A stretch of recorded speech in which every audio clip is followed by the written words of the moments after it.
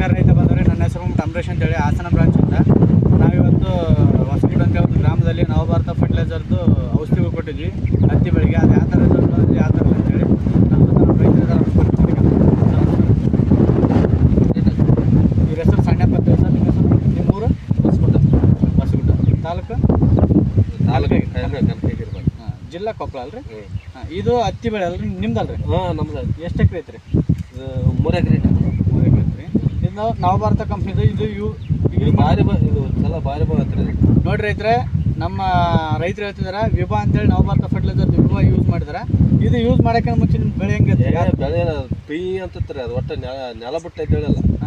ಈಗ ಆಮೇಲೆ ಎಣ್ಣೆ ಅಥವಾ ಹೊಡೆದಲ್ಲಿದ್ದ ಬರೋಲ್ಲ. ಅಂದ್ರೆ ನೋಡಿ, ರೈತರು ಹೇಳ್ತಿದಾರೆ ಇದನ್ನ ಹೊಡೆಯೋಕೆ ಮುಂಚೆ ಬೆಳೆ ಹೆಂಗಿತ್ತಪ್ಪ ಅಂದ್ರೆ ಭಾಳ ವೀಕ್ ಇತ್ತಂತೆ. ಆಮೇಲೆ ಅದಕ್ಕೆಲ್ಲ ಸ್ವಲ್ಪ ರೋಗಗಳೆಲ್ಲ ಕಂಡಿದಂತೆ. ಆಮೇಲೆ ಇದನ್ನ ಹೊಡೆದಿಂದ ಎಲ್ಲ ಕ್ಲಿಯರ್ ಆಗೈತಲ್ರಿ? ಕ್ಲಿಯರ್ ಆಯ್ತು, ಎಲ್ಲ ಜಳಗಳ ಕ್ಲಿಯರ್ ಆಗೈತೆ.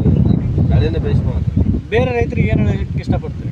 ಈ ಎಣ್ಣೆ ಹೊಡೆದ್ರೆ ಚಲೋ ಬರ್ತಂತಂದು ಹೇಳ್ತಾರೆ. ಈಗ ಹೊರಗಡೆ ಎಣ್ಣೆ ತಗೊಳಕ್ಕೆ ಈ ಎಣ್ಣೆ ತಗೊಳಕ್ಕೆ ಬರಲ್ರಿ. ಹೊರಗಡೆ ಎಣ್ಣೆ ತಂದು ಸುಮ್ಮನೆ ದುಡ್ಡನ್ನ ಲಾಸ್. ಈ ಎಣ್ಣೆ ಹೊಡೆದ್ರೆ ಪರವಾಗಿಲ್ಲ. ನಮ್ಗೆ ಭಾರಿ ನೋಡಿ ರೈತರೆ, ಪ್ರತಿಯೊಬ್ಬರು ರೈತರು ಸಣ್ಣ ಪಣ್ಣರು ಹೇಳ್ತಿದ್ರೆ ವಿಭಾ ಅಂತ ಯೂಸ್ ಮಾಡಿದ್ರಪ್ಪ ಹತ್ತಿ ಬೆಳೆಗೆ ಏನೇ ಪ್ರಾಬ್ಲಮ್ ಇದ್ರೂ ಸೊಲ್ಯೂಷನ್ ಮಾಡುತ್ತೆ. ಆಮೇಲೆ ಬೆಳವಣಿಗೆ ಆಗೈತಲ್ರಿ? ಬೆಳವಣಿಗೆ ತಟಕಂದ್ರೆ ಎಣ್ಣೆ ಹೊಡೆದಲ್ಲಿಂದ ಸ್ವಲ್ಪ ಹೈಟ್ ಬರುತ್ತೆ. ನೋಡಿ, ಇದನ್ನ ಹೊಡೆಯೋದ್ರಿಂದ ಚಿಗುರು ಸ್ವಲ್ಪ ಚೆನ್ನಾಗಿ ಬರುತ್ತೆ ಅಂತ ಹೇಳ್ತಿದ್ದಾರೆ. ಆಮೇಲೆ ಬೆಳೆ ನೋಡೋಕೆ ಚೆನ್ನಾಗೈತೆ. ಚೆನ್ನಾಗೈತೆ. ಬೇರೆ ರೈತರು ಯೂಸ್ ಮಾಡಿ ಬೆಳೆ ಆದಾಯ ಅಂತ ಹೇಳಕ್ಕೆ